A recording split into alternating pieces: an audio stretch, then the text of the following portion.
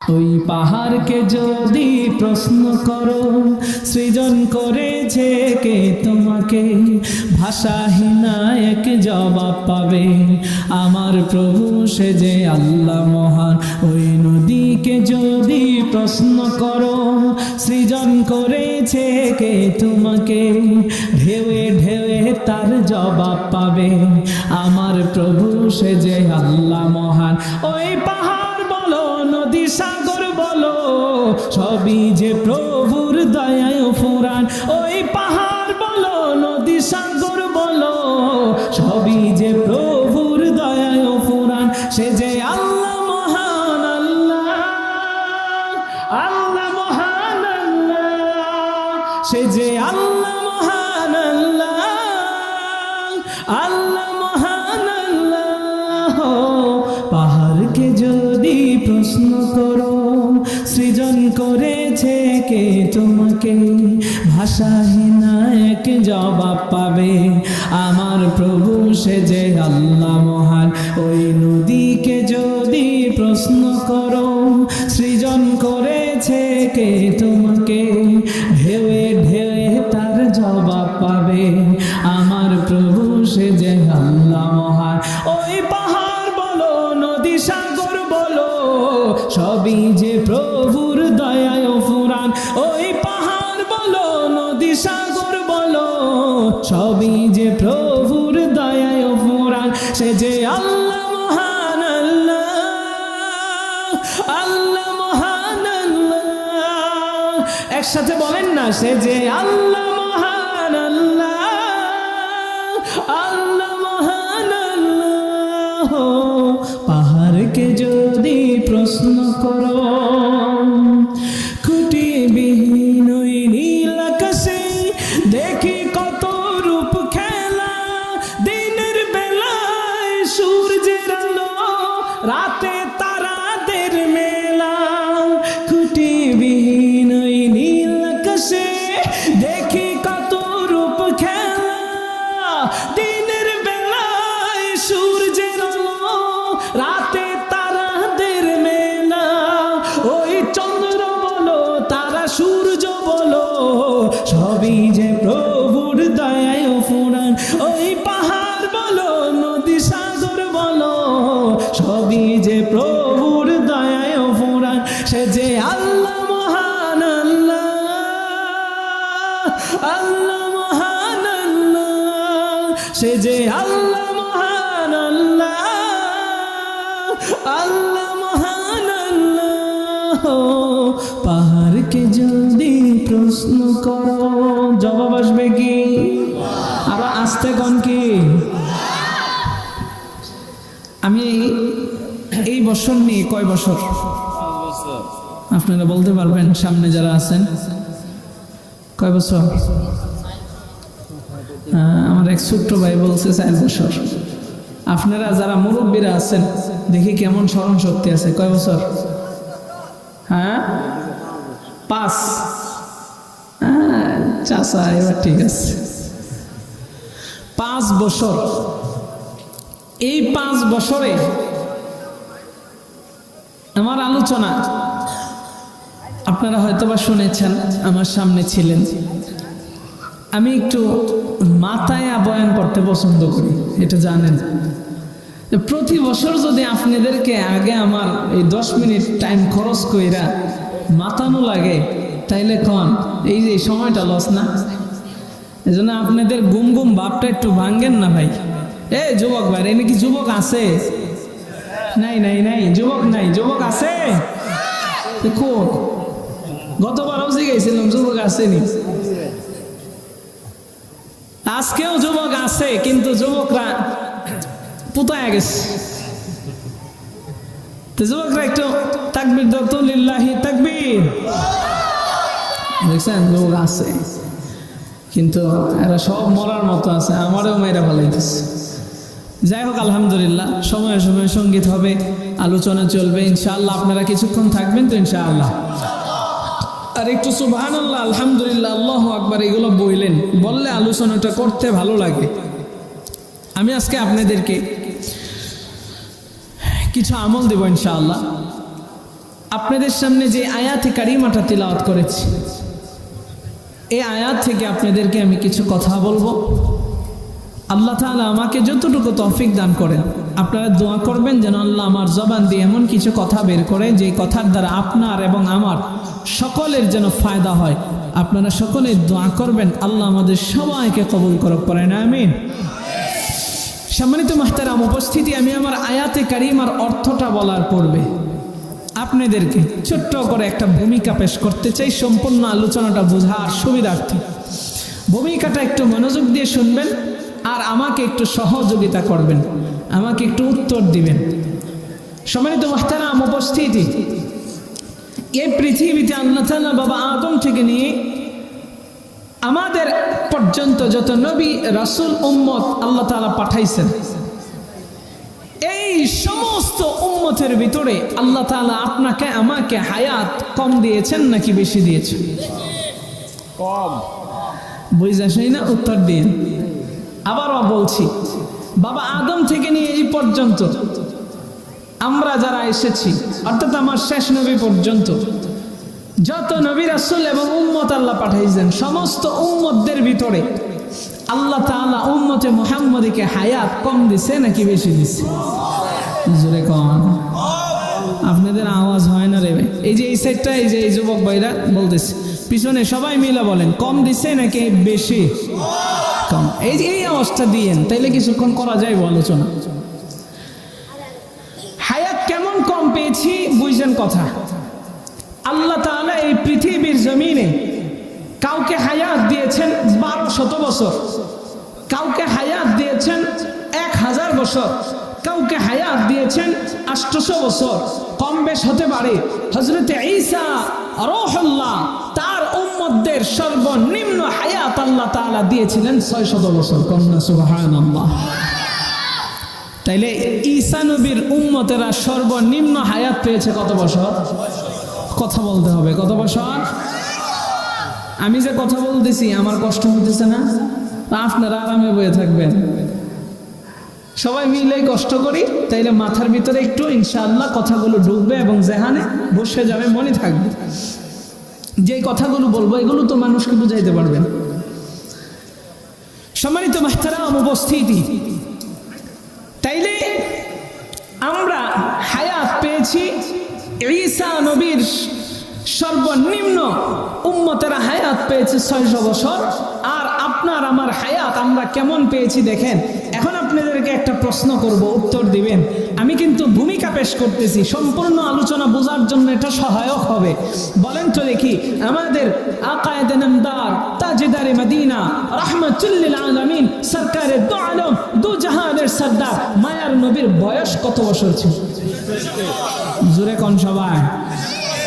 এই ফুলাফান মুখস্থ রাখবি, কত বছর? 63 বছর। নবীজি 63 বছরের জিন্দেগি আফাত হয়েছেন, 63 বছর হায়াত পেয়েছে। তাহলে আমাদের নবীজির বয়সই 63 গেছে, তাইলে উম্মতের গড় আয়ু কত হতে পারে? 50 থেকে 60 বছর। কথা বুঝে আসছে রে? তাইলে আমাদের গড় আয়ু 50 থেকে 60 বছর। এর বেশি যারা হায়াত পাইবে তারা বোনাস পাইছে, ফ্রি পাইছে। বুঝছেন কথা? সম্মানিত হাজিরিন, কি বুঝাইতেছি বুঝবেন। আমাদের এই যে সামান্য অল্প হায়াত, এই হায়াতের জিন্দেগি পাইয়ে আমরা কি করতেছি? আমাদের করণীয় ছিল, কি করার দরকার ছিল? এখন আপনাদেরকে একটা কথা বলবো, বিবেক নাড়া দিবেন। এরপরে আমি আমার আলোচনায় ঢুকে যাব। বিবেক জাগ্রত করার জন্য বাজানরা, ও যুবক ভাইরা, দুনিয়ার অন্ধকারের পিছনে ঘুইরা নিজের জীবনটাকে শেষ করে দিচ্ছি। ও দুনিয়ার মানুষ, নিজের দুনিয়া আখিরাত বরবাদ করে দিচ্ছি। বলেন তো দেখি, কিয়ামতের ময়দানে কঠিন সেই হাসরের দিনে আল্লাহ তাআলা বান্দার আমল মাপবেন। কিসের ভিতরে মাপবেন? আল্লাহ তাআলা বান্দার আমল মাপার জন্য আল্লাহ তাআলা মিজানের পাল্লা বসাইবেন। পাল্লা, এই পাল্লার ভিতরে বান্দার আমল মাপবেন। এই মিজানের পাল্লা যে আল্লাহ আমল মাপবেন, এটা কি আপনাদের বিশ্বাস হয় নাকি হয় না? এক সময় মিজানের পাল্লার ব্যাপারে নাস্তিকরা কিন্তু বিশ্বাস করে না। নাস্তিকরা বলে কিসের আবার মিজানের পাল্লা, এটার মধ্যে আবার আমল দেখা যায় নাকি, আমল কি মাপা যায় নাকি? নাস্তিকরা এই সমস্ত কথা বলতো। কিন্তু বর্তমান ডিজিটাল সময়ে সহজ হয়ে গেছে, এখন বলতে পারে না। কেন? কারণ জ্বর কি দেখা যায়? কথা কয় না, জ্বর দেখা যায়। তাহলে জ্বর দেখা যায় না, এরপরে মাপা যায় কি যায় না? মিজানের পাল্লায় আল্লাহ আমল মাপবেন। আপনার আমার আমল দেখা যায় না, কিন্তু আল্লাহ তাআলা মাপবেন। মিজান গুনাহ মাপবেন একটাই, আরেকটা আমল। যার নেকের পাল্লাটা ভারী হবে সে যাবে একটা জায়গায়, জোরে বলতে হবে জায়গাটার নাম। আর গুনার পাল্লা ভারী হইলে সে যাবে আরেক জায়গায়, নাম কি? জাহান্নাম। এখন আমি বলি, আমার এই অল্প হায়াতের জিন্দিগিতে আমি আমার কথা বলছি। অল্প হায়াতের জিন্দিগিতে আমার মনে হয় যে এই অল্প হায়াত যতটুকু আমি পেয়েছি, আমার বয়স যতটুকু, এই বয়সটার ভিতরে আমার মনে হয় সবের চাইতে, নেকির চাইতে আমার গুনাহ বেশি, আমার মনে হয়। এখন আপনারা যারা বসে আছেন, আপনারা আপনাদেরটা বলবেন, একসাথে বইলেন, একক করে বইলেন না। বলেন তো দেখি, এখানে যারা আছেন কারো বয়স 15, 20, 30, 40, 50, 60, 70 হয়ে গেছে, আপনারা একটু জবাব দেয়া জানাইবেন। আপনাদের এই হায়াতের জিন্দিগিতে আপনার কি মনে হয়, গুনার পরিমাণ আপনাদের বেশি নাকি সওয়াবের পরিমাণ বেশি?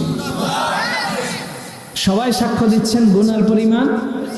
তাহলে একটু আগে বললেন গুনার পরিমাণ, গুনার পাল্লা যদি ভারী হয়ে যাবে জাহান্নামে, নেকের পাল্লা ভারী হলে যাবে জান্নাতে। আমরা এখানে যারা আছি, আমাদের মনে হয় এই হায়াতের জিন্দিগিতে গুনার পাল্লা, গুনার পরিমাণটা বেশি। তাইলে তো আমি আপনি যদি এই মুহূর্তে মারা যায়, আপনার আমার গুনাহ বেশি হবে, গুনার পাল্লাই ভারী হবে, আপনি আমি যাব কোথায়? জাহান্নামে। তাহলে এখানে যারা বসে আছি সবাই জাহান্নামী হয়ে কথা কয় না, কথা কয় না। বুঝতেছেন কথা? অল্প হায়াতের জিন্দিগিতে আমি আপনি কিন্তু এই মুহূর্তে মারা গেলে যাব জাহান্নাম। এটা তো আমাদের এই কথার অনুযায়ী, হিসাব অনুযায়ী এটাই বোঝা। তাহলে আমাদের অবস্থা কি হবে? সম্মানিত হাজিরিন, এই জন্য আমাদের অল্প হায়াত পেয়েছি, এই সময়টাকে মূল্যায়ন করতে হবে, এই সময়টাকে কাজে লাগাতে হবে। কারণ আল্লাহ তাআলা আপনাকে আমাকে হায়াত দিয়েছেন কম, কিন্তু উম্মতি মুহাম্মদের এই সময়ের মূল্য আল্লাহ তাআলা বাড়ায় দিয়েছেন। কন্যা সুবহানাল্লাহ। আরে দুনিয়ার মানুষ, একটু কথাগুলো দিলের কান লাগায় শুনবেন।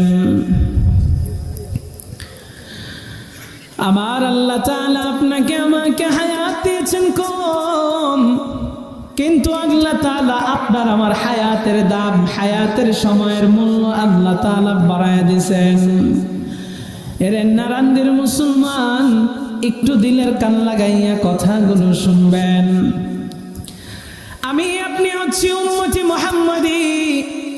আমাদের যাদের বয়স 15, 20, 25, 30, 40, 50 বছর হয়ে গেছে, অনেকেই এখানে আছেন 60 বছর, 65 বছরের আব্বাজানেরা। এর দুনিয়ার মানুষ, আপনার আমার নেকের চাইতে মনে হয় গুনাহটা বেশি। ও দুনিয়ার মানুষ রে, এই মুহূর্তে যদি আপনি আমি মারা যায়, তাইলে আপনার আমার নেকের পাল্লা তো বাড়ি হবে না, গুনার পাল্লা হবে বাড়ি। আপনি আমি তো জাহান্নামের আগুনে জ্বলবো রে ভাই। আরে দুনিয়ার মানুষ, কিন্তু আমি আপনি জাহান্নামে যাইতে চাই না, আমরা প্রত্যেকেই জান্নাতে যাইতে চাই। নারায়ণদের মানুষ রে, আমি যদি প্রশ্ন করি, ও নারায়ণদের মুসলমান, কারা কারা জান্নাতে যাইতে চান? প্রত্যেকেই কিন্তু হাত উঠাইবে। কেউ কিন্তু জাহান্নামের আগুনে জ্বলতে চায় না, কিন্তু আমার আপনার হিসাবে বলে আপনি আমি জাহান্নামে যাব। কারণ কি? কারণ কি? অল্প হায়াত পেয়েছি, এরপরেও আমরা এই সময়ের মূল্যায়ন আজকে করতে চাই না। এখানে যেহেতু যুবকরা বেশি আছে, এই জন্য কিশোর বয়সের ছেলেরা বেশি আছে, আমাকে কোরআনকে ভালোবাসে, এই জন্য তারা এসেছে। এই জন্য যুবকদেরকে, কিশোরদেরকে বলতে চায়, এরে আমার কলিজার টুকরা যুবক ভাইরা, এরে আমার কলিজার টুকরা ছোট্ট ভাইরা, খেলায় খেলায় সময়টারে কাটাই বানা কাজে লাগাও, কাজে লাগাও। আমার আল্লাহ তাআলা আপনাকে আমাকে হায়াত কেমন কম দিয়েছেন দেখেন। হায়াত কম দিলেও আল্লাহ সময়ের মূল্য বাড়াইছেন, আপনার আমার আমলের মূল্য বাড়াইছেন। আমার মায়ের নবী, দয়ার নবী রহমতের নবী সাহাবীদেরকে বয়ান করতেছিলেন, ও সাহাবীরা রে, বনি ইসরাইলের একজন যুবক, এই ব্যক্তিটা 1 বছর জিহাদের ময়দানে কাটাইছে।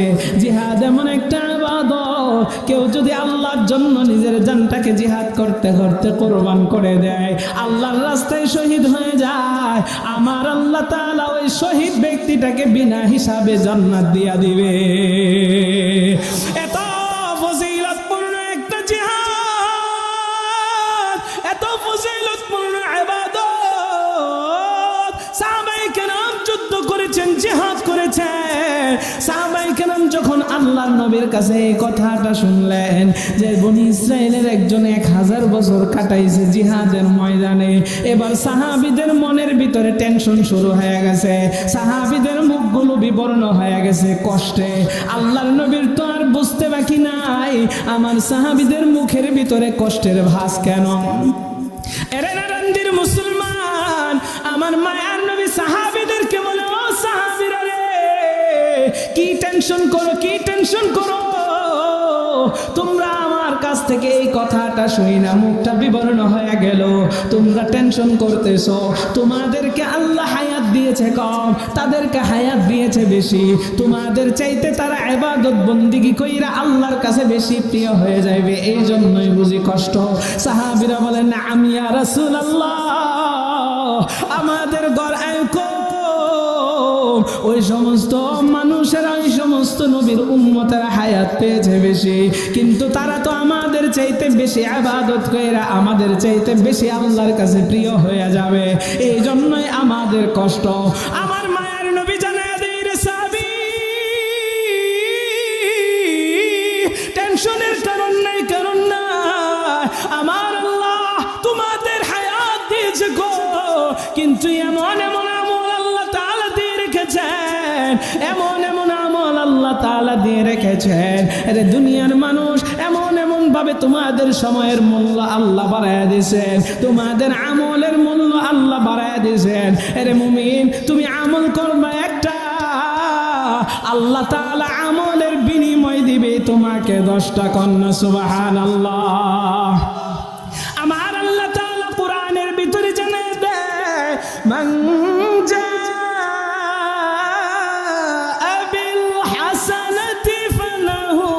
আশরু আমসালিহা। একটু জোরে বলেন না আল্লাহু আকবার।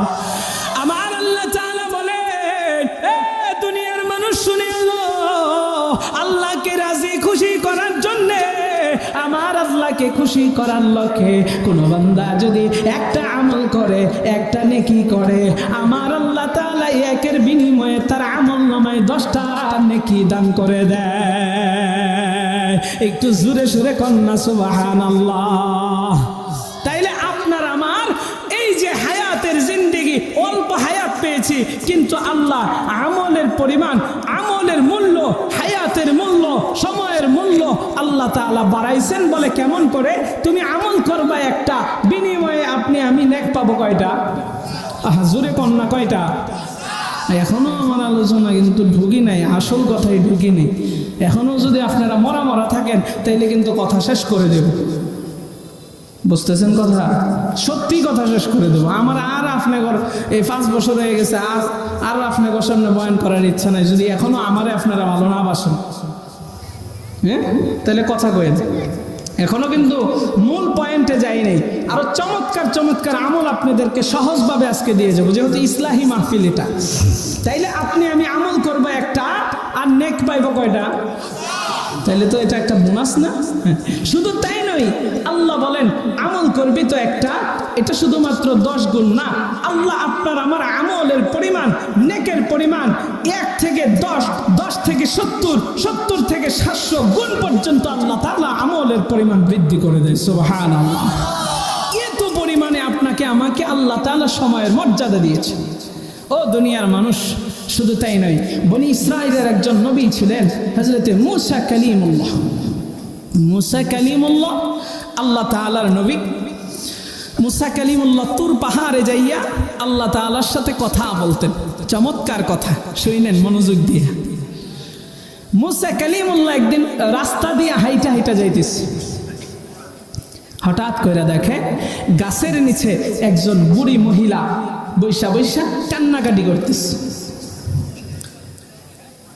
আমার সম্মানিত যুবক ভাইয়েরা, আব্বাজানেরা, একটু মনোযোগ।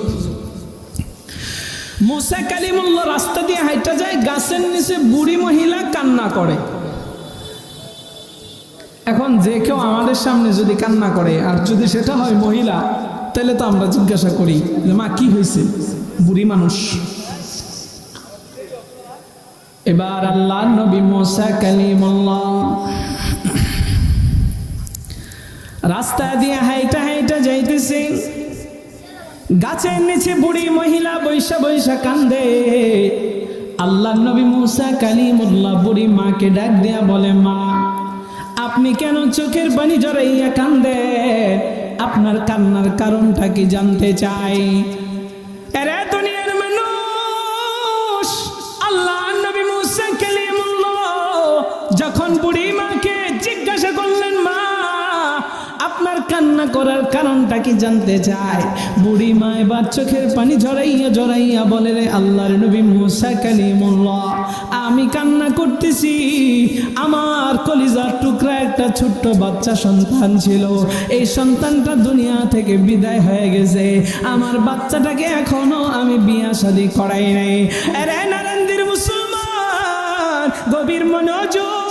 রে আমার পর্দার অন্তরালের মা বোনেরা রে, আমি শুধু বাবা ভাইদের জন্য বয়ান করছি না, আমি আমার প্রত্যেকটা মায়ের জন্য, বোনের জন্য বয়ান করতেছি। রে মা, আপনারাও পর্দার অন্তরাল থেকে গভীর মনোযোগ দিয়ে শুনেন। আব্বাজানেরা, যুবক ভাইরা আমার দিকে তাকাইয়া মনোযোগ দিয়ে শুনেন। আশেপাশে কিয়ামত হইলেও তাকাতাকি করবেন না, তাইলে আমার মনোযোগ নষ্ট হয়ে যাবে, আলোচনার আকর্ষণ নষ্ট হয়ে যাবে, তখন দিলের ভিতরে আসর কাটবে কম। কেউ হাসাহাসি করবেন না, দুষ্টামি ফাজলামি করবেন না। আরে আমার নারায়ণদের মুসলমান, মুসা কালিমুল্লাহ বুড়ি মাকে বলে, মা আপনার কান্না করার কারণ কি? এবার বুড়ি মা বলতেছে, মুসা কালিমুল্লাহ আমার কলিজার টুকরা সন্তানটা মারা গিয়েছে, আমার সন্তানটাকে এখনো আমি বিয়া শাদী করাই নাই। মুসা কালিমুল্লাহ বুড়ি মাকে ডাক দেয়া বলে, রে মা আপনার সন্তানের বয়স কত ছিল একটু জানতে চাই। এবার বুড়ি মা বলতেছে, আমার সন্তানের বয়স ছিল 400 বছর। জোরে কন্যা, কত বছর? 400 বছরের সন্তান, বিয়া শাদী এখনো কথা কয় না রে। বিয়া শাদী, হ্যাঁ বিয়া শাদীও করাইনি, বাচ্চা বলে 400 বছরের সন্তান বাচ্চা। আরে নারায়ণদের মুসলমান, দেখেন ওই মহিলা, এখান থেকে আমাদের শিক্ষণীয় বিষয় আছে, এই জন্য আমি কথাটা বলতেছি। এবার বুড়িমা বলতেছে, আমার সন্তানের বয়স 400 বছর, বাচ্চা মানুষ। মুসা কালিমুল্লাহ মুচকি মুচকি হাসে, মানে হাসি উঠা গেছে। মুসা কালিমুল্লাহ হাসিটাকে থামাইয়া বুড়িমাকে কিভাবে সান্ত্বনা দেয় দেখেন। মুসা কালিমুল্লাহ বলে, মা তোমার সন্তানের বয়স 400 বছর, এই সন্তানের এখনো বিয়া শাদী করাও নয়, বলো তোমার বাচ্চা মারা গিয়েছে, কান্না করতেছো, তোমার সন্তানের বয়স 400 হওয়ার পরেও তুমি কান্দো। আসো তোমাকে আমি এমন একজন নবীর কথা শুনাইব, এমন নবীর উম্মতের কথা শুনাইব, দেখি তোমার কান্না বন্ধ হয় কিনা। মুসা কালিমুল্লাহ এবার বুড়িমাকে বলে, রে মা আল্লাহ তাআলা আখেরি জামানায় আখেরি নবীকে পাঠাইবেন, এই নবীর উম্মতদেরকে আল্লাহ তাআলা হায়াত দিবেন, তাদের হায়াত হবে, তাদের গড় আয়ু হবে 50 থেকে 60 বছর। এর দুনিয়ার মানুষ এই কথাটা যখন বুড়ি মাকে বলেছে, বুড়ি মার সাথে সাথে কান্না বন্ধ হয়ে গেছে, কারণ বুড়ি মা আশ্চর্য হয়ে গেছে। আশ্চর্য যখন মানুষ হয়ে যায়, তখন দুঃখ যন্ত্রণা থাকলেও কিন্তু কান্নাকাটি বন্ধ কইরা দেয়। এবার বুড়ি মা কান্না বন্ধ কইরা আশ্চর্যজনিত হয়ে জিজ্ঞাসা করলেন, মুসা কালিমুল্লাহ আপনি এটা কি শুনাইলেন? আখেরি নবীর উম্মত এই পৃথিবীতে আল্লাহ তাদের ঘর আয়ু দিবেন 50 থেকে 60 বছর। আরে দুনিয়ার মানুষ, এখান থেকেই আমাদের একটা শিক্ষা আছে, একটু দিলের কান লাগায় শুনেন। আমি একটা বেহুদা কথা আপনাদের সামনে বলবো না, একটা কথাও আপনাদেরকে আমি অযথাই শোনাইব না। মুসা কালিমুল্লাহকে বলে, ও মুসা কালিমুল্লাহ, এদের ঘরে যে 50 থেকে 60 বছর, এই নবীর উম্মতেরা কি বিয়া শাদী করবনি? এই নবীর উম্মতেরা কি সংসার করবনি? এই নবীর উম্মতেরা কি বাড়ি ঘর বানাইবনি? মুসা কালিমুল্লাহ বলেন, মা, এই নবীর উম্মতেরা যাদের গড়াইও হবে 50 থেকে 60 বছর, এরা অবশ্যই বিয়া শাদী করবে, এরা সংসার করবে, এরা বাড়ি ঘর বানাইবে, এমন বাড়ি ঘর বানাইবে, এমন এমন উঁচু উঁচু দালান বানাইবে, এমন বিশাল বিশাল অট্টালিকা বানাইবে। এই পৃথিবীর জমিনে ইতিপূর্বে আর কোন নবী অথবা তার উম্মতেরা এত বড় বড় অট্টালিকা বানাইতে পারে নাই। আল্লাহু আকবার। মুসা কালিমুল্লাহর কথাটা কি সত্য হয়েছে নাকি মিথ্যা?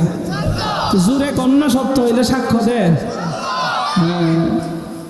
মুসা কালিমুল্লাহ মহিলাকে বলতেছে, হ্যাঁ, এরা এমন উঁচু উঁচু বিল্ডিং বানাবে, শুধু বাড়ি না, এদের মতো বিল্ডিং অট্টালিকা এই পৃথিবীর জমিনে আর কেউ বানাইতে পারে। কিন্তু দেখেন ওই বুড়িমা কি জবাব দেয়। রে নারান্দির মুসলমান,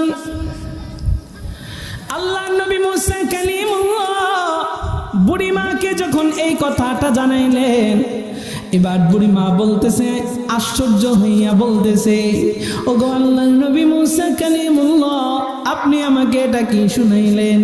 ওই নবীর উম্মতের বয়স গড় আয়ু হবে 50 থেকে 60 বছর, এরা এই হায়াত পাইয়া বিয়া শাদী করবে, এরা সংসার করবে, এরা দুনিয়ার জমিনে বিশাল বড় বড় অট্টালিকা বানাইবে। ও মুসা কালিমুল্লাহ,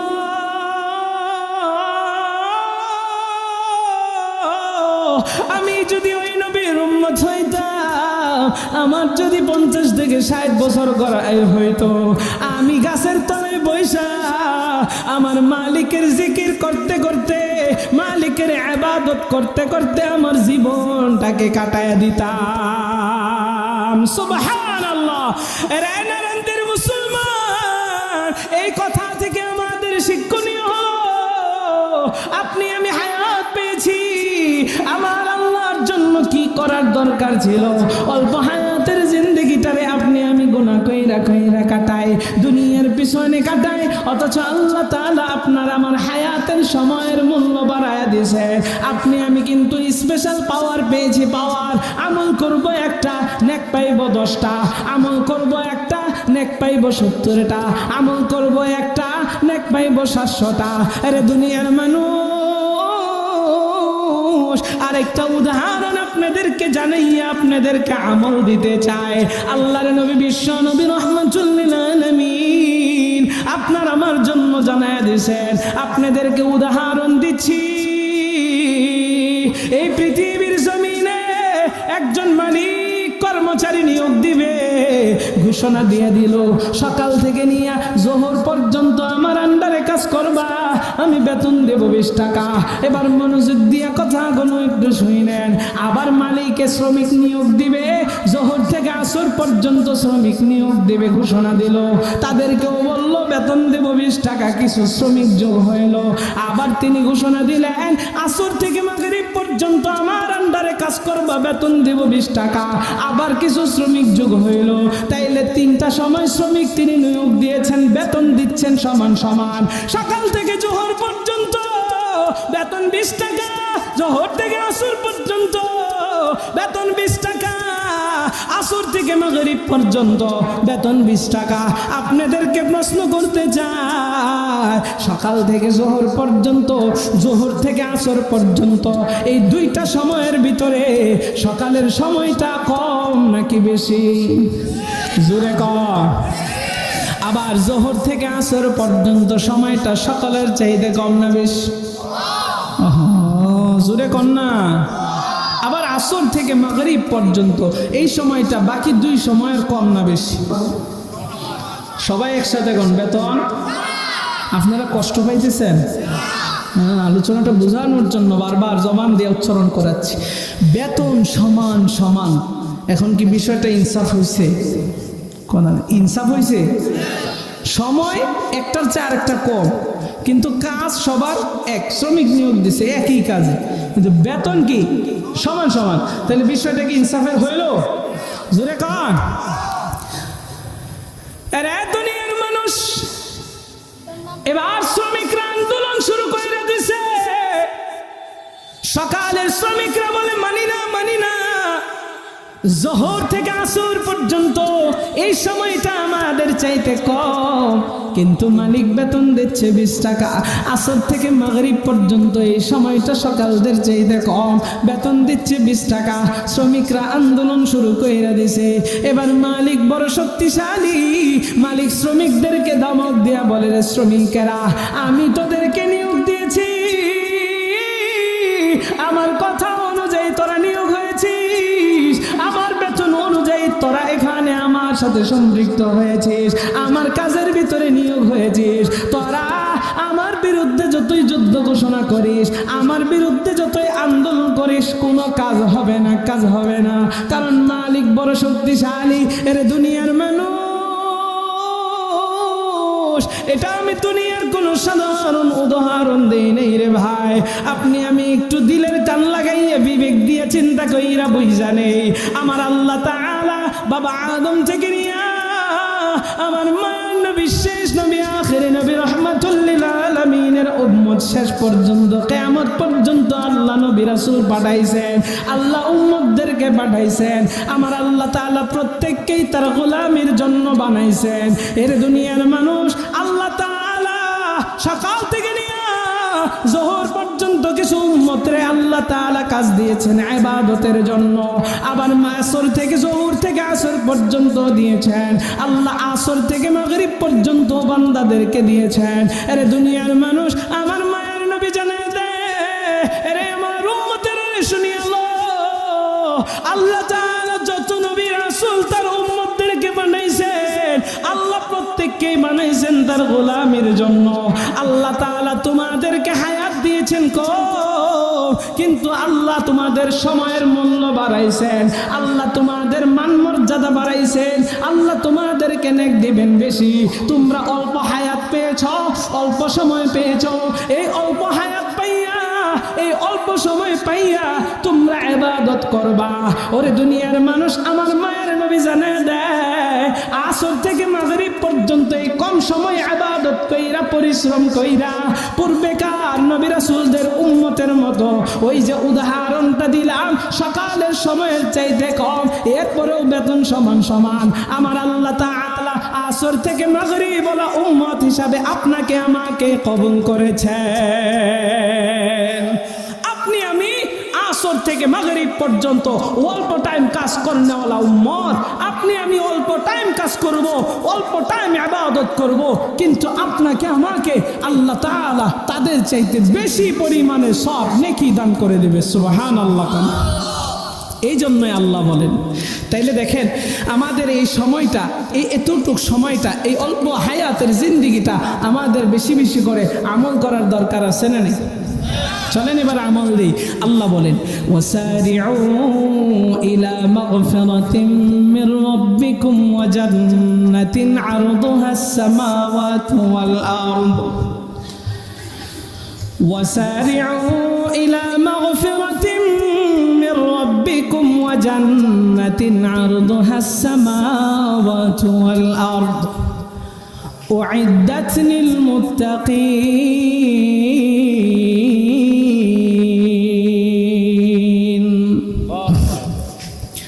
আমার আল্লাহ তাআলা পবিত্র কোরআনের ভিতরে আয়াত নাজিল করে জানায় দেয়, রে নারায়ণদের মুসলমান, আপনি আমি হায়াত পেয়েছি কিন্তু এই অল্প হায়াতের জিন্দিগিতে আল্লাহ সময়ের মূল্য বাড়াইছেন। এই জন্য আল্লাহ তাআলা আপনাকে আমাকে বলেন, ওয়াসারিউ ইলা মাগফিরাতিম মির রাব্বিকুম, তোমরা তোমার রবের ক্ষমার পথে দৌড়াও, তোমরা তোমার রবের ক্ষমার পথে দৌড়াও। এ দুনিয়ার মানুষ, মুফাসসিরিন কেরামগণ বলে এখানে আল্লাহ যে ক্ষমার পথ বুঝাইলেন, এখানে আরো কিছু শব্দ যোগ করে দিয়েছেন। আল্লাহ তাআলা ক্ষমার পথ বলতে এখানে ইবাদতের পথ বুঝাইছেন। আল্লাহর দিকে দৌড়াইতে বলেছেন, আল্লাহর ইবাদতের দিকে দৌড়াইতে বলেছেন। আরে দুনিয়ার মানুষ, আমরা আমাদের রবের পথে দৌড়াইতে বলেছেন। আমরা যদি আল্লাহর ক্ষমার পথে দৌড়াই, আল্লাহর ইবাদতের পথে দৌড়াই, আল্লাহর দিকে দৌড়াই, আল্লাহ তাআলা একটা স্টপেজের কথা বর্ণনা করলেন। আমার আল্লাহ জানায় দেয়, এটা তো সেই পথ। এই ক্ষমার পথে তোমরা দৌড়াইলে, ইবাদতের পথে তোমরা দৌড়াইলে, এই পথটা কোন জায়গায় গিয়েছে জানো নি? আপনারা যেহেতু গ্রামের মানুষ, আমি আয়াতটা এইভাবে পড়া আয়াতের তরজমা এবং ব্যাখ্যা বিশ্লেষণ এক লগে জানায় দিতেছি। আমার আল্লাহ তাআলা জানায় দেয়, আমি আপনি যদি ক্ষমার পথে দৌড়াইতে পারি, আল্লাহর দিকে দৌড়াইতে পারি, এই পথ সেই পথ। এই পথটা কোন জায়গায় যাবে? এই পথ আমাকে আপনাকে কোথায় নিয়ে যাবে? আল্লাহ তাআলা বলেন, ওয়া জান্নাতিন আরদুহাস সামাওয়াতু ওয়াল আরদ। এই পথ আসমান এবং জমিনের মতো প্রশস্ত এক জান্নাতের দিকে আপনাকে আমাকে নিয়ে যাবে। সুবহানাল্লাহি ওয়া বিহামদিহি। আপনাকে আমাকে আল্লাহ তাআলা আসমান এবং জমিনের মতো বিশাল প্রশস্ত এক জান্নাতের দিকে আল্লাহ তাআলা নিয়ে যাবে। এই জন্য আমার আপনার ইবাদত বন্দেগী করার দরকার আছে না নাই? আল্লাহর কাছে ক্ষমা চাওয়ার দরকার আছে না নাই? এই মাহফিলটা ইসলাহি মাহফিল, আপনার আমার আত্মশুদ্ধির মাহফিল। ও দুনিয়ার মানুষ, একটু বুঝেন না, আপনি আমি জাহান্নামী হয়ে বসে আছি। আপনার আমার ইবাদত কেমন করে করা দরকার ছিল? আল্লাহ যে আপনার আমার সময়ের মূল্য বাড়াইছেন। ও দুনিয়ার মানুষ, আপনাকে আমাকে আল্লাহ এমন এক কিতাব দিয়েছেন, যে কিতাব আপনি তিলাওয়াত করবেন, একটা হরফ তিলাওয়াত করবেন, একটা হরফ তিলাওয়াত করার সাথে সাথে আপনার আমল নামায় আল্লাহ 10টা নেকি দান করে দেবেন। সুবহানাল্লাহ। আমার মায়ার নবী বলেন, মান ক্বরাআল কুরআন হারফান মিন কিতাবিল্লাহি ফালাহু বিহি হাসানাতুন ওয়াল হাসানাতু বিআশরি আমসালিহা।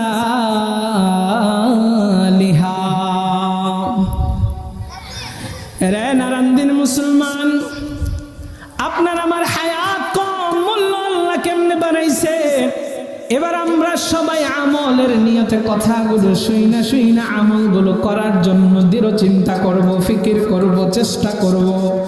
এই জন্য মনোযোগ দিয়ে শুনতে হবে। আমার আল্লাহর নবী বলেন, মান ক্বরাআল কুরআন হারফান মিন কিতাবিল্লাহ ফালাহু বিহি হাসানাতুন ওয়াল হাসানাতু বিআশরি আমসালিহা। আমার মায়ার নবী জানায় দেয়, কোরআনে কারীমের একটা হরফ যদি কেউ তিলাওয়াত করে, তাইলে আল্লাহ তাআলা তার আমল নামায় 10টা নেকি লেখা দেয়। আরে দুনিয়ার মানুষ, কথাটা গুরুত্ব আমরা দেই না। এই কোরআন তো কিতাব আল্লাহ, এই কোরআন হচ্ছে আল্লাহর কিতাব, এই কোরআনটা হচ্ছে কালামুল্লাহ, এই কোরআনটা হচ্ছে আল্লাহর কথা।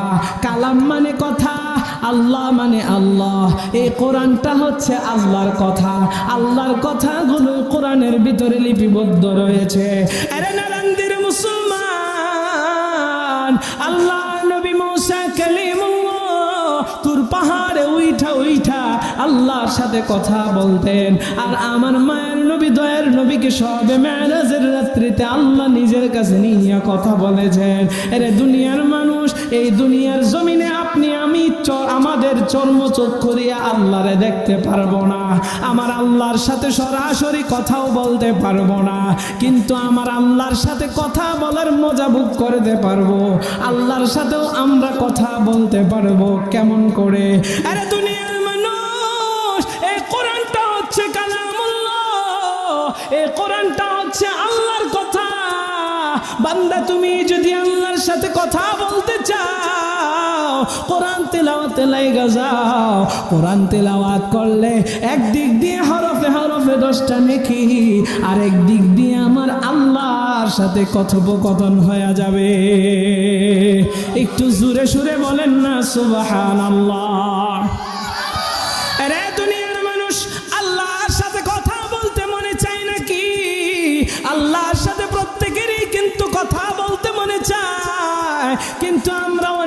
বুঝি না।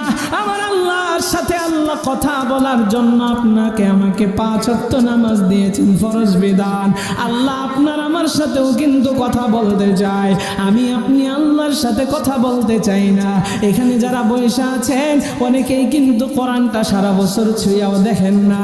কোরআন পড়া তো দূরের কথা, কোরআনটাকে ধৈরাও দেখেন না। অনেকের বাড়িতে কোরআনটাও অবহেলিত হইয়া পইরা থাকে। কোরআন যদি আমরা জিজ্ঞাসা করি বাড়িতে কোরআন আছে নাকি, বলে হুজুর একটু খুঁজা দেখে কোরআনটা কই রাখা হয়েছে। দেখা যায় রান্নাঘরের এক সাইডের ভিতরে চিপার ভিতরে কোরআন পইরা রয়েছে, ইন্দুরে কাইটা ফালাইছে, কোরআনটা ছিঁড়া গেছে, কোরআনটা পড়ার মতো কোনো যোগ্য নাই। আরে দুনিয়ার মানুষ, অবহেলিত কিতাব আপনার আমার বাসার ভিতরে অবহেলিত হইয়া পইরা থাকে, অথচ এই কোরআন হচ্ছে কালামুল্লাহ, আপনার আমার আল্লাহ তাআলার কথা। আল্লাহর সাথে বান্দার কথা বলা হবে, বলে কেমন করে? কোরআন তেলাওয়াতের মাধ্যমে। আরে দুনিয়ার মানুষ, আপনি আমি আল্লাহর সাথে কথা বলতে চাই কি চাই না? আরে দুনিয়ার মানুষ, আল্লাহ আপনার আমার সাথে কথা বলতে চায়। আল্লাহর সাথে আমরা কথা বলার দরকার আছে না নাই? অবশ্যই আছে। আরে দুনিয়ার মানুষ, বাড়িতে আপনি যদি আপনার মাকে মা বলে না ডাকেন, আপনার মা আপনার প্রতি নারাজ হয়। আপনার বাবাকে বাবা বলে না ডাকলে বাবা নারাজ হয়। আরে দুনিয়ার মানুষ, বাবা সাধারণ বাবা আপনার নারাজ হয়ে যায়, মা কষ্ট পায়। আপনার একটা গার্লফ্রেন্ড রয়েছে, হারাম সম্পর্ক। এই হারাম সম্পর্কের নারীর সাথে আপনি কথা না বললে নারাজ হয়। কিন্তু আমার আল্লাহ আপনারে আমারে আদর কইরা বানাইছে, ওই আল্লাহর সাথে আমি আপনি কথা বলতে চাই না। আমার আল্লাহ তাআলার সাথে আমি আপনি যদি কথা বলতে চাই, তাইলে এই কোরআনটা আপনার আমার পড়তে হবে। আরে দুনিয়ার মানুষ, এই জন্য আজকে থেকে নিয়ত করি, আহারে আমার আল্লাহর সাথে এতদিন ধইরা কথা কই না, আমার আল্লাহ তাআলাকে আমার প্রতি নারাজ হয় নাই, আমার আল্লাহ তাআলাকে আমার প্রতি গুসা হয় নাই, হা হা গুসা হয়েছে। এই জন্য আল্লাহর সাথে কথা বলার জন্য এই কোরআনটা শিখতে হবে। কোরআনটা শেখার জন্য এই মাদ্রাসা দরকার। এই মাদ্রাসার হুজুরদের কাছে কোরআন শিখবো। আগামীকাল থেকে কোরআন শিখা শুরু করে দেই, সন্তানদেরকে কোরআন শিক্ষা দেই। আল্লাহর সাথে এখানে পোলাপানেরা সকাল ভোর 4টা থেকে নিয়ে রাত 10টা পর্যন্ত আল্লাহর সাথে কথা বলে। আরে দুনিয়ার মানুষ, এখানে যারা বসে আছে অনেকের মনের ভিতরে এখন কষ্ট থাকতে পারে, আমি কোরআনটা তো পড়তে জানি না,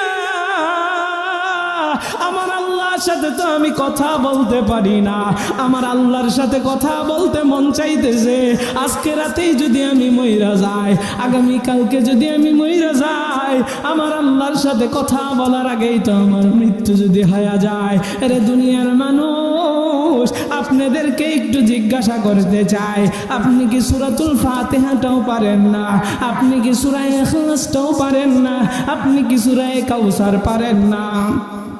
আপনারা বলবেন, হ্যাঁ হুজুর, সূরা ফাতিহা পারি, সূরাতুল কাউসারটা পারি, সূরাতুল ইখলাসটা পারি।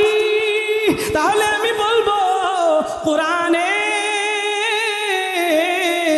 অংশ সূরাতুল ফাতিহা, কোরআনের অংশ সূরা কাউসার, কোরআনের অংশ সূরা ইখলাস, এগুলো আমার আল্লাহ তাআলার কথা। আপনি যখন সময় সুযোগ পাইবেন, রাত্রে বেলায় শুয়ে আছেন, ঘুমে ধরে না, অযথায় সময় নষ্ট করবেন না। সূরাতুল ইখলাস, সূরাতুল ফাতিহা তিলাওয়াত শুরু করে দেন। আপনি দোকানে বসে আছেন, মানুষের সাথে গীবত শাকায়াত না কইরা তেলাওয়াতে লাইগা যান। আপনি বসে আছেন, সময় আছে, আপনি সূরাতুল ফাতিহা, সূরাতুল ইখলাস, যেই সূরাগুলো আপনি পারেন তিলাওয়াতে লাইগা যান। প্রতিটা হরফে হরফে 10টা কইরা নেকি পাইলেন। পাশাপাশি আমার আল্লাহর সাথে আপনার কথা বলা হয়ে যাবে। একটু জোরে কন্যা সুবহানাল্লাহ। তাইলে আজকে থেকে নিয়ত করতে পারি তো ইনশাআল্লাহ? আরে জোরে কন্যা, রাজি আছি তো ইনশাআল্লাহ? হ্যাঁ যুবকেরা, বৈশা বৈশা গান শুনবি? হ্যাঁ গান, শুয়ে শুয়ে গান, যেই সূরাগুলো পারো এই সূরাগুলো ইনশাআল্লাহ তেলাওয়াত শুরু করে দিবা, যেখানেই থাকো সূরাগুলো তেলাওয়াত শুরু করে দিবা। আমল যদি এখন না করো আর কখন করবে? কারণ মৃত্যু বলে কয়ে আসেন, ঘুমের ঘোরে মানুষের মৃত্যু হয়ে যায়। আমার চোখের সামনে, এটা আমার 2 দিন আগে আমার এক আত্মীয় ওমান থাকে, রাত্রে কম্বল মুড়ি দিয়া সুন্দর করে ঘুমায় আছে, সকালে আর নাই, ঘুম থেকে আর উঠতে পারে না। আমাদের টঙ্গী বাদাম এলাকায় 52 নম্বর ওয়ার্ড, এই ওয়ার্ডে বাদাম এলাকায় হোমিওপ্যাথিক ডাক্তার, তার পরিবার সম্ভবত বিষের কারণে বাড়িতে চলে গেছে। তো হোমিওপ্যাথিক ডাক্তার ঘরের ভিতরে যায় শুয়ে ঘুমাইছে। তো এখন ফ্যামিলি নাই, রান্না তাড়ি করা লাগে, অল্প কয়টা হয়তো ভাত টাত রাই যায়, বাস খাইতে রাত্রেবেলা মশারি টানায় ঘুমায় গেছে। আমরা খবরে দেখলাম, ইউটিউবে ভিডিওটা ভাইরাল হয়েছে, ইউটিউব ফেসবুকে। বাড়ির অন্যান্য ভাড়াটিয়ারা কিসের যেন গন্ধ পায়, এই ঘরের ভিতরে দরজায় টোকা দেয়, খোলেন। 1 দিন নয় 2 দিন চলে গেছে। সবাই ভাড়াটিয়ারা তো আইসা 1 ঘন্টার জন্য আইসা খাওয়া দাওয়া করে তাড়াতাড়ি গার্মেন্টস ফ্যাক্টরিতে চলে যায়, আবার আসে, আইসা বাস আবার কোন কোটা রান্না টান্না করে তাড়াতাড়ি চলে যায়। কার ঘরে কি হইতেছে এটি দেখার সময় আছে? 2 দিন পরে যখন গন্ধ বের হয়ে গেছে, বাসার মালিককে ডাকছে, মালিক পুলিশ ডাকাইছে। এরপরে দোকান থেকে লোক আইনা দরজাটা কাটাইছে, কাইটা দেখে ভিতরে ওই হোমিওপ্যাথিক ডাক্তার, এই ব্যক্তিটার শরীর মানে লাশটা পয়চা গন্ধ ছুটছে। দেখছেন, রাতের বেলায় গমের ঘরে নেই। আপনি আমি যে আজকে রাতের বেলায় মারা যাইব না, এটার গ্যারান্টি আছে? জোরে কম। আমলের সময় এখনই। রে নারান্দির মুসলমান, আরো কয়েকটা আমল দিই, আমাদের প্রধান বক্তা আসতে আসতে আরো কয়েকটা আমল দিই আপনাদের। দেখেন, হ্যাঁ গাবো ইনশাআল্লাহ, আগে আমল পরে সঙ্গীত, সঙ্গীত গেলে সব নাই। শোনেন সম্মানিত উপস্থিতি, আমার দিকে এই যে দেখছেন নজর সব নষ্ট করে দিচ্ছেন আমার দিকে। তাহলে দেখেন, আমরা কোরআন তিলাওয়াতের একটা আমল পাইলাম যে এখন থেকে কোরআন তিলাওয়াত করব। এবার আসেন দ্বিতীয় নাম্বার কথা বলছি। দেখেন, সাহাবাই কেরামগণ আমল খুঁজতেন। আমি আপনি আমল আজকে খুঁজি না। আল্লাহ তাআলার শ্রেষ্ঠ সাহাবী, নবীজির শ্রেষ্ঠ সাহাবীদের ভিতরে অন্যতম 4 জন ছিলেন, যাদেরকে খলাফায়ে রাশিদিন বলা হয়, খলিফাতুল মুসলিমিন হযরত ওমর, হযরত আবু বকর সিদ্দিক রাদিয়াল্লাহু আনহুর কথা বলছি, যে আবু বকর সিদ্দিককে আল্লাহ তাআলা স্বয়ং নিজে সালাম পাঠাইছেন। কন্যা সুবহানাল্লাহ। আল্লাহর নবীর সাহাবী হযরত আবু বকর। এরে নারান্দির মুসলমান, একটু দিলটা নরম করে দিবেন। আল্লাহ নবীর সাহাবী, যারা জান্নাতের টিকিট প্রাপ্ত সাহাবী, জান্নাতের সুসংবাদ দুনিয়ার ভিতরেই তারা পেয়ে গেছে। ও দুনিয়ার মানুষ রে, এরপরেও তারা আমল খুঁজতেন। আল্লাহ নবীর সাহাবী হযরত ওমর গোপনে গোপনে আমল খুঁজতেন। কোথায় আমল পাওয়া যায়, কোথায় একটা আমল খুঁজা করা যায়। আল্লাহর নবীর সাহাবী হযরত ওমর আপনাদেরকে আমল দিব, তার আগে সাহাবীদের এই বিশ্লেষণগুলো জানাইতেছি। হঠাৎ করে এই নলেজটা ওদিকে চলে গেল। আল্লাহর নবীর সাহাবী হযরত ওমর, তিনি একদিন জঙ্গল দিয়া, রাস্তা দিয়া জঙ্গলে হাইটা ঢুকে গেছেন। হঠাৎ কইরা দেখে জঙ্গলের ভিতরে একজন বুড়িমা, যার সন্তানাদি নাই, জামাই নাই। ওই বুড়িমা ঘরের ভিতরে বাসার নাই, কষ্টে দিনগুলো কাটাইতেছে। আল্লাহর নবীর সাহাবী হযরত ওমর, তিনি চিন্তা করলেন, আমি এই বুড়ি মহিলার খেদমত কইরা আমার আল্লাহর জান্নাত কিনা নিতে চাই। আল্লাহর নবীর সাহাবী হযরত ওমর এবার চিন্তা করলেন, আমি সকালবেলায় সেই মহিলার খেদমত করব। এরে নারান্দির মুসলমান, হযরত ওমর রাতের বেলায় আসলেন মহিলার খেদমত করার জন্য, মহিলার বাজার সদাই করার জন্য, মহিলার রান্না বান্না করার জন্য, মহিলার খেদমত কইরা আল্লাহর জান্নাত কিনতে চায়। হযরত ওমর যখন আসছে, বাড়িতে ঢুকতে পারি না, তাকাইয়া দেখে মহিলার ঘরের ভিতরে রান্নাঘরের ভিতরে আগুন জ্বলে। হযরত ওমর দেখতে পায় আরেকটা মানুষ কে জানি ঘুমটা দিয়া চাদর দিয়া এইভাবে মাথাটা ঢাইকা আছে। এই লোকটা আস্তে কইরা রান্নাঘর থেকে বের হইয়া চলে গেছে। ওমর টেনশনে পইরা গেল, আমি আসলাম এই বুড়ি মহিলার খেদমত কইরা জান্নাত কামাইতে, কিন্তু আমার আগেই কে জানি বুড়ি মহিলার খেদমত কইরা হাইটা হাইটা যাইতেছে। ওমর চিন্তা করলেন, আমি আজকে দেরি কইরা ফালাইছি, আগামীকালকে আরো আগে সেই মহিলার খেদমত করব। আরে দুনিয়ার মানুষ, এবার দ্বিতীয় দিন ওমর আবার আসলেন, কিন্তু দেখে আজকেও তার আগে ওই যে ঘুমটা ভরা ব্যক্তিটা, ওই ব্যক্তিটা ঈশা খেদমত কইরা চইলা যাইতেছে। ওমর চিন্তা করলেন, ঠিক আছে, যাক যাক যাক, তৃতীয় দিন আর সারাসারি নেই, তৃতীয় দিন তার আগে আইসা আমি এই মহিলার খেদমত করব। তৃতীয় দিন হযরতে ওমর আসলেন, হযরতে ওমর ইবনুল খাত্তাব রাদিয়াল্লাহু আনহু তৃতীয় দিন আরো আগে চলে আসলেন। আইসা দেখে এই দিনও কে যেন ঘুমটা পইরা চইলা যাইতেছে মহিলার খেদমত কইরা। হযরতে ওমর বলেন, আজকে আর সারাসারি নেই, যেই ব্যক্তিটা আমার আগে আইসা এই জঙ্গলের ইবাদতটা আমি খুঁজা বের করছি, এই ইবাদতটাও সে আমার আগে কইরা যায়, এই লোকটাকে আমি দেখা ছাড়া ছাড়তে চাই না। হযরত ওমর ইবনুল খাত্তাব যায়া এবার ওই ব্যক্তির রুমালে দইরা চাদরে দইরা টান দিছে।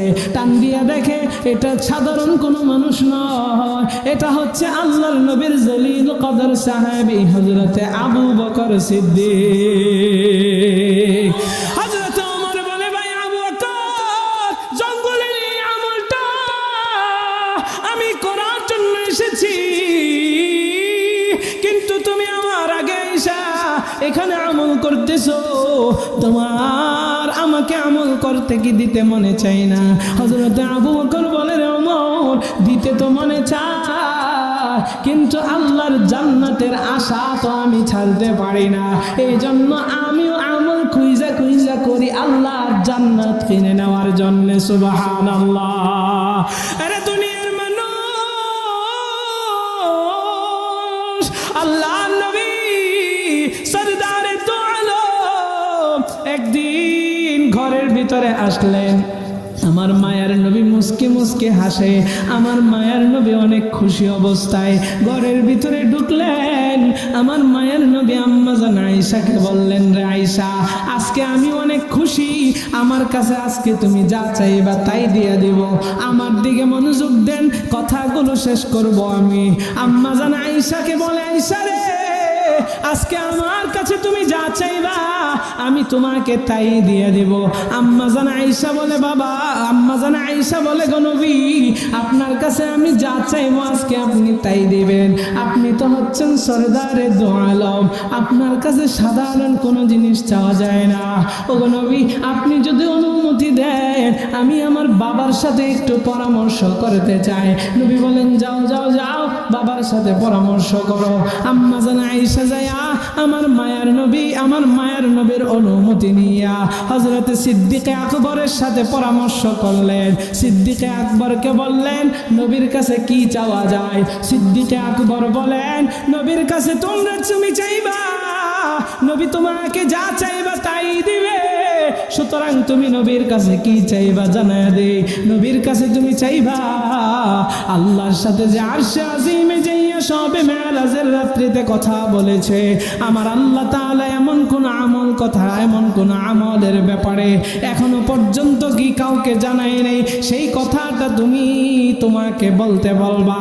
আম্মা জান আয়েশা বলে, ও নবী, সবে মেরাজের রাত্রিতে আপনি আল্লাহর সাথে কথা বলেছেন, আল্লাহ আপনাকে অনেক আমল দিয়েছে, এমন কোন আমলের কথা এখনো দুনিয়ার কাউকে বলেন নাই, এই আমলটা আমি জানতে চাই।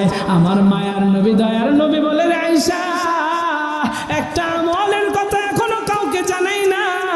ও আয়েশা রে, দুনিয়ার মানুষের মুখে কোনো বান্দা যদি হাসি ফোটায়, এই হাসি ফোটানোর কারণে আমার আল্লাহ তাআলা ওই বান্দাটাকে বিনা হিসাবে জান্নাত দিয়া দিবে। সুবহানাল্লাহ। দুনিয়ার মানুষের মুখে যদি হাসি ফোটায় তাইলে আল্লাহ কি করবেন? এই আমলটা, সামান্য ছোট্ট আমলটার প্রতি প্রতি খুশি হইয়া আল্লাহ বান্দাটারে কিয়ামতের ময়দানে কঠিন সে হাসরের দিনে বিনা হিসাবে কি করবে? জোরে কোন কি করবে? এই জন্য আমরা মানুষের মুখে হাসি ফোটাবো। কি বলবো?